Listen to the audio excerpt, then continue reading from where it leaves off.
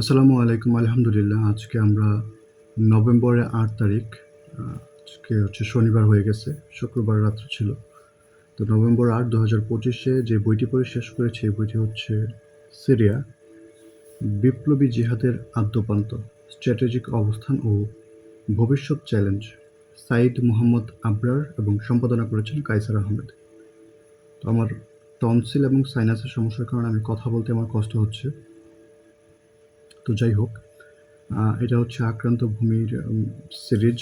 তো এখানে আমরা ওই যে এর আগে যে বইটা পড়েছিলাম সিরিয়ার ব্যাপারে, এটার নাম আমার এখন মনে আসছে না, সিরিয়ার ইতিহাস কিংবা কিছু একটা ছিল এরকম।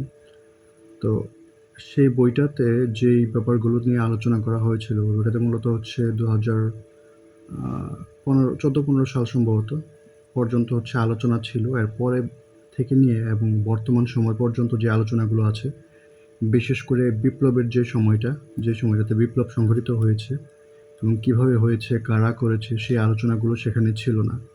এবং সেখানে কিছু অ্যাজাম্পশন করা হয়েছিল, যেই অ্যাজাম্পশনগুলো আসলে সঠিক হয় নাই। তো এই সবগুলো বিষয় আসলে এই বইটাতে লেখক নতুন করে তুলে ধরেছেন। এখানে সিরিয়ার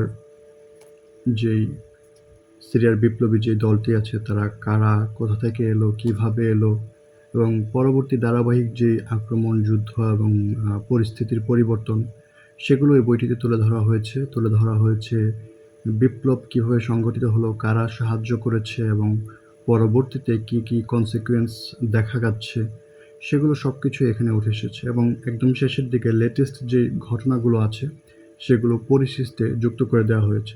বিশেষ করে ইসরায়েলের আগ্রাসন এবং দ্রুজ জাতির সাথে যেই নতুন যে সংঘাত সৃষ্টি হয়েছে এবং সেটার অজুহাতে ইসরায়েলের যেই আগ্রাসন, সেই ব্যাপারগুলো নিয়েও এখানে চলে এসেছে আলোচনা একদম।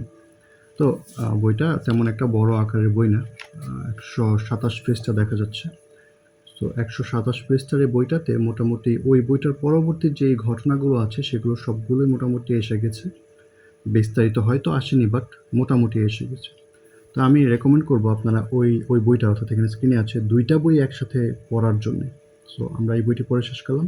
ধন্যবাদ। জাযাকাল্লাহু খাইরান।